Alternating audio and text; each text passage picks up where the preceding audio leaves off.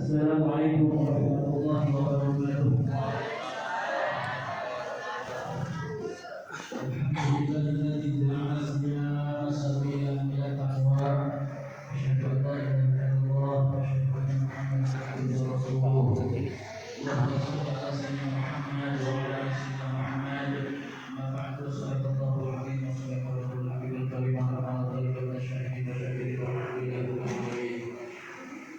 Hadirin wa hadirat jamaah salat Jumat tarawih yang dimuliakan Allah Subhanahu wa taala. Alhamdulillah yang puji syukur kepada Allah Subhanahu wa taala. Kita melimpahkan anugerah yang berkah di bulan Ramadan oleh Rasulullah yang berjihad wa Islam wa tawakkul di masa terakhir sehingga semua mulia. Kasihnya Allah kepada Allah yang berkuasa. Kita berhubung dengan Allah Subhanahu wa taala dalam ibadah kita yang wajib maupun yang sunnah seperti dari Allah Subhanahu wa taala untuk dari Nabi sallallahu dan salam tentunya kita selalu mengharapkan Allah Subhanahu wa taala selalu diberikan kekuatan sampai dan kepada kasihnya itu ibadah wasiyah kami bagi Nabi besar Muhammad sallallahu alaihi wasallam. Hadirin yang umat baginda Nabi besar Muhammad sallallahu alaihi wasallam rahimahullah. Ramadan ada berapa huruf Pak? Ramadan itu ada berapa huruf Bu? Ramadan yang pertama hurufnya Ro. Ramadan yang pertama hurufnya Ro, artinya rahmat. Apa sih rahmat? Rahmat adalah sumber segala yang Allah berikan kepada hamba-hambanya yang tentunya tidak terhitung. Itu namanya rahmat. Rahmat itu ada yang mengatakan sebagai ulama bahwa rahmat itu adalah kasih sayang. Bahkan banyak sebagian ulama mengatakan bahwa rahmat itu adalah sumber segala yang Allah berikan kepada hamba-hambanya yang tentunya tidak bisa terhitung. Naik pangkat itu rahmat, naik jabatan itu rahmat, sehat rahmat, sakit rahmat, bisa jalan rahmat, dan lain sebagainya. Itulah yang disebut rahmat. Tetapi rahmat ini di bulan Ramadan Allah sawer-sawerkan, nyawer. Di bulan Ramadan Allah nyawer-nyawerkan rahmat. Kalau kata orang sudah nyawer, kalau kata bahasa apa nih kata? Di bulan Ramadan Allah telah menyawer-nyawerkan rahmat untuk hamba-hambanya yang berpuasa di siang hari pada bulan Ramadan. Allah telah menyawer-nyawerkan kasih sayang untuk hamba-hambanya yang berpuasa di bulan Ramadan. Subhanallah. Yang kedua Pak, yang kedua maghfirah. Apa sih maghfirah? Maghfirah itu adalah ampunan Allah. Di bulan Ramadan Allah telah membuka pintu ampunan yang sangat besar dibandingkan dosa-dosa hambanya yang telah dilakukan oleh semua hamba-hambanya. Hambanya punya dosa sedikit kecil, tapi Allah membuka pintu ampunan di bulan Ramadan ini yang tentunya tidak terhingga untuk hamba-hambanya yang melakukan puasa di bulan Ramadan. Makanya di bulan Ramadan banyak istighfar. Oh, istighfar dan banyak istighfar. Nabi saja manusia maksum, Nabi manusia suci yang sudah dijamin oleh Allah masuk surga. Beliau tetap melakukan istighfar kepada Allah. Di dalam satu hari satu malam beristighfar 70 kali. Ada satu kaum menenangkan baginda Nabi beristighfar kepada Allah 100 kali. Kita hamba Allah bukan baginda Nabi yang selalu melakukan maksiat dosa setiap hari yang kita lakukan. Istighfar cuma 3 kali, masya Allah. Di sholat istighfar 3 kali. Menit aman. Benar? Ini di bulan Ramadan Allah telah membukakan pintu maghfirah, pintu maaf yang seluas-luasnya untuk hamba-hambanya yang berpuasa di bulan Ramadan. Yang ketiga apa? Yang ketiga hurufnya dol. Apa sih dol? Dol itu mu'af. Artinya apa? Artinya